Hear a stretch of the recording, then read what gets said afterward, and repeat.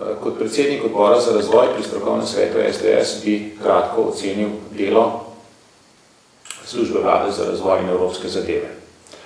Zdaj, iz nekdanje službe vlade za razvoj, ki je bila ustanovljena, da bi pospeševala in koordinirala reformske ukrepe vlade, je nastalo gospodarsko in finančno ministrstvo v senci, koordinacijsko telo za protikrizne ukrepe in skrbnik semaforja tako imenovanih reform.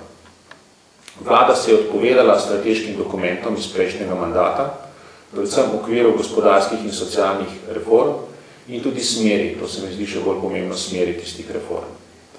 Za svoje reforme ne išče sodelovanja preko ločnic pozicija-opozicija in kljub pobudam SDS ni oživila partnerstva za razvoj. Opustila je skrb za svet za konkurenčnost, pozabila je na resolucijo o nacionalnih razvojnih projektih. Čas se je začeti znova.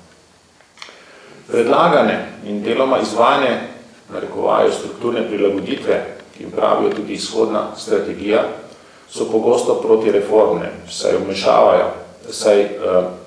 večajo vmešavanje vlade v gospodarstvo, večajo število, pravijo, avtonomnih, ampak v svojem bistvu nikomur odgovornih inštitucij in agencij, zmanjšujejo samostojnost gospodarskih subjektov, zmanjšujejo odgovornost ljudi za lastno socialno varnost, ubijajo poslovne pobude na robu javnega sektorja, večajo regulatorno in administrativno obremenitev in ne zmanjšujejo davčnega bremena gospodarstva.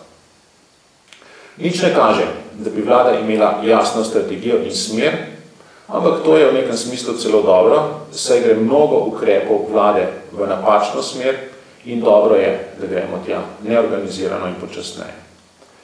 Pohvalna je vloga SVRES pri recenziranju dela drugih ministrstv, predvsem Ministrstva za finance, gospodarstvo, delo, družine in socialne zadeve, ko preprečuje slabe in včasih tudi ekonomsko čudaške poteze. Žal pri tem ni vedno dovolj odločen.